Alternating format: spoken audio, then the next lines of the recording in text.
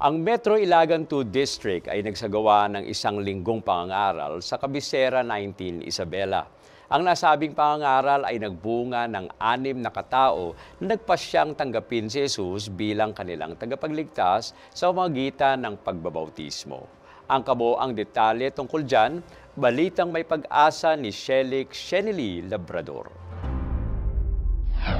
Sa tema na ang huling pag-asa, mga magandang balita para sa balisang mundo, ang distrito ng Metro Ilagan 2 ay matagumpay na isinagawa ang 6 na gabing pagbabahagi ng ebanghelyo sa mga kapatid sa Barangay Cabecera 19 noong ika-24 hanggang ika-29 ng Nobyembre taong kasalukuyan. Pinangunahan ni Pastor Ian Plasencia ang nasabing programa na kung saan ay dinalahan ito ng humigit kumulang 100 residente sa naturang lugar.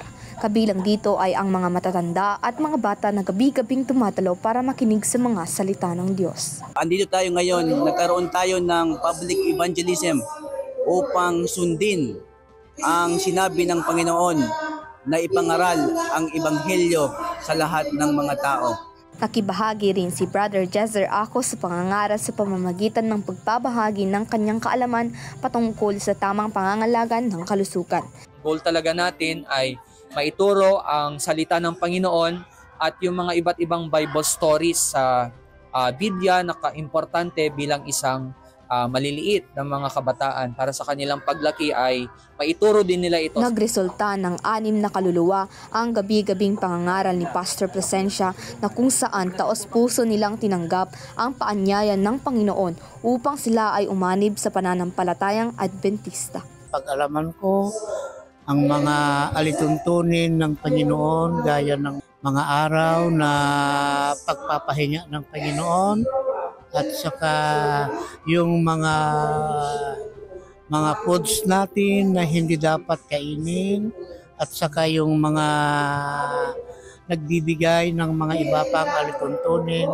Ito ay nagbibigay ng aking idea upang sumanib sa kagustuhan niyo, Panginoon.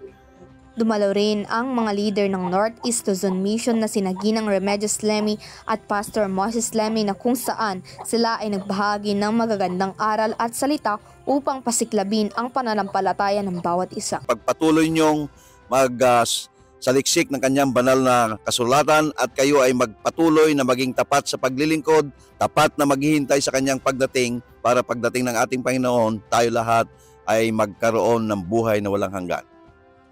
Tunay ngang sa kabila ng pagkakalayo ng mga lugar sa siyudad ng Ilagan ay makakamit ang inaasam na tagumpay kung magtutulong-tulong ang bawat kaanib ng iglesia na ipangaral at ipamahagi ang salita ng Diyos habang tayo naghihintay sa kanyang ikalawang pagbabalik. Layuning maghatid ng balitang may dalang pag-asa. Ako si Shenily Labrador, nagbabalita at naglilingkod para sa Hope Today and PUC News.